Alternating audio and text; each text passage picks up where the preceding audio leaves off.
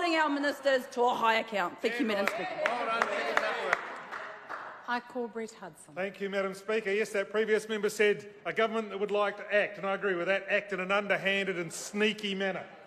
They are a dodgy government, Madam Speaker. One of the things I think that this highlights most of all, this demotion of Clare Curran, highlights most of all is that Prime Minister Jacinda Ardern is weak and indecisive. That's right. She's indecisive, Madam Speaker, because it took 5 days from once apparently she knew about Ms Curran's second indiscretion to then finally making a decision public. It's kind of odd, isn't it, that decision made public is at 4:30 on a Friday afternoon, right about the time where the bad news dump might get hidden in the weekend's activities. Weak, Madam Speaker, weak in that all she did was strip her of a couple of portfolios. The message the Prime Minister sent to New Zealand, and indeed to her own caucus, in taking just a couple of portfolios, was that if you're a Cabinet Minister, openness and transparency applies.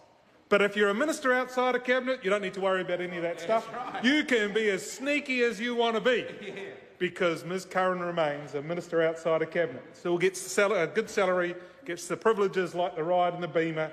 There's hardly a punishment there at all. Proportionate, the Prime Minister says. Proportionate. I don't think that's the way the rest of New Zealand see this at all. What they see is what they heard. When the government came in, they said this will be the most open and transparent government New Zealanders ever had. So New Zealanders expect that what they'll see is what it says on the tin. Instead, what they get is at least one minister who hides meetings and then gets a little bit sort of clever about what that first meeting with Carol Hirschfeld was about, and in the second case simply tries to sweep it under the carpet to begin with. I was quite astounded, Madam Speaker, because when the information dump came out, what did become clear was that Mr Handley approached Minister Curran about the possibilities of the Government Chief Technology Officer role, and they sort of conversed via Twitter about whether they might meet. It was Minister Curran that initiated an email exchange that led to the appointment being made, and she did so on her private Gmail account. Not on a ministerial mail account, not on a parliamentary mail account. She carries probably 2 mobile devices, a BlackBerry for secure communications that ministers are required to have, and probably an iPhone for other communications. She had plenty of opportunity and ability to communicate with Mr Handley to set that meeting up using parliamentary devices. She chose instead to use a private email account. Now, there's only one thing New Zealanders are going to take from that, Madam Speaker, and that is the minister was deliberately seeking to make that a secret meeting, and she had no intention of anyone ever finding out about it.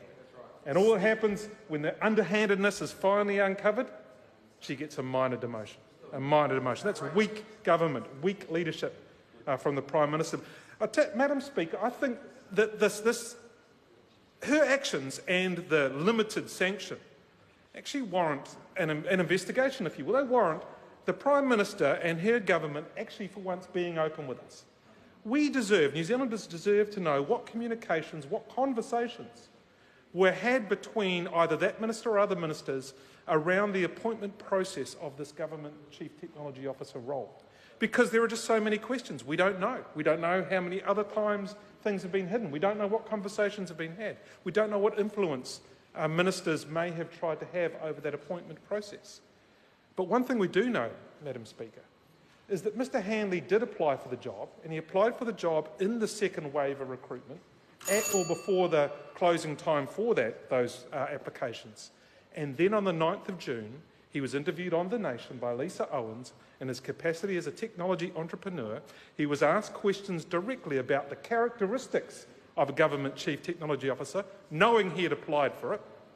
So being asked what he thought the right characteristics were, deeply conflicted, and then being asked if it was him for the role, and fudging that too. This is a senior public service role. He completely failed the test of managing conflicts of interest, and he could yet be appointed to that role. It certainly calls into question his fitness for that role, but equally, behind that, given that all the rumour is that he would be appointed, I think it's important we know what influence ministers might have had or tried to have on his appointment to the role. That's right. Because there's more to come from this yet. And Ms Curran deserves to be sitting down the back of the House, and that's what a strong Prime Minister would have done.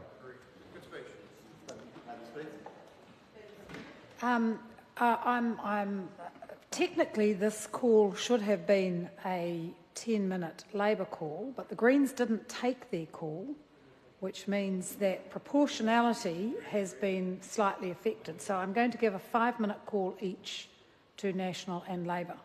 I call the Honourable Megan Woods. Madam Speaker, I stand here today